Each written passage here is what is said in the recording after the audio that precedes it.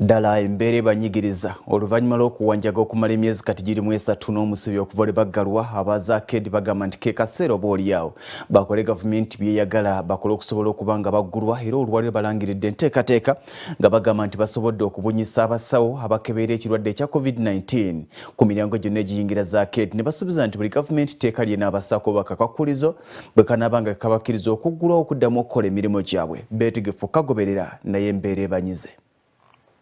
Mu kaweefube w'okutangira bannayuganda okukwatibwa ekirwadde kya COVID-19 bannannyini bizimbe mu Kampala batandise okubissaako abasawo bakebere abalwadde nga balowooza nti omukulembeze w'eggwanga lw'anaabiggulawo. Abamu ku baddukanya ebizimbe bino betwogeddeko nabo balaajanidde bekikwatako okwanguya enteekateeka ez'okubaggulawo kuba bo beeteeseteese ekimala. Tuli beetegefu okukola buli kimu kyonna gavumenti kyeyagala era tusaba batuggulewo. Tujja kumakinga sure nti nno waliwo social distance like 2 meters. Tujja kumakinga sure omuntu okuyingira mu kizimbe amala kunaaba mu ngalo, teri kuyingira mu kizimbe nga tekuli mask n'obuyonjo. Tujja kugoberera amateeka gaabyo. Tweteeseteese bulungi kuba byonna ebyetaagisa tubitaddewo.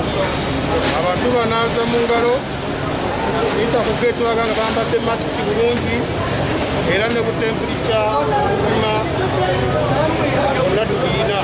Basabye abantu baabwe okugondera amateeka kuba kituufu obulwadde gye buli. Tusaba tukugondera amateeka kuba obulwadde gye buli.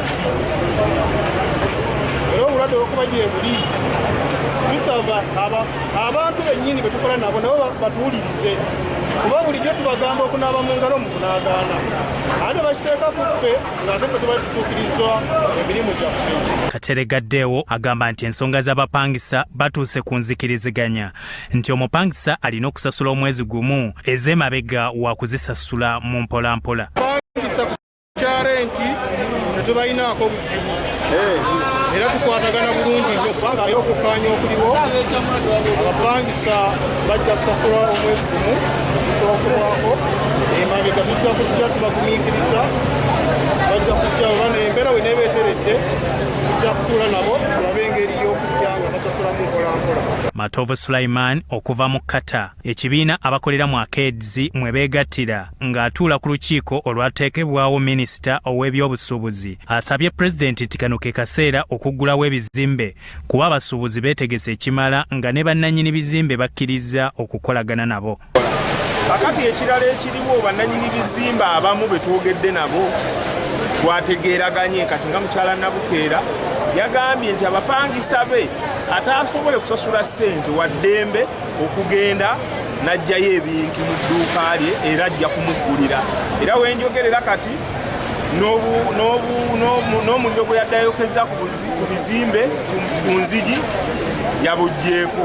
Ab'obuuma obukebere bbugumu mu balabi, ab'ebyobuyonjo baketi zonna muziraba, social distance, ebipande byonna babitadde. Kibateesezaayo ebintu ebyo byonna nga baagala gavumenti ewulize omulanga gw'abantu eggulewo ebizimbe abantu bakole. Byawandulu Bone ne Ssemambo Joseph, Sorot TV, Omunyo.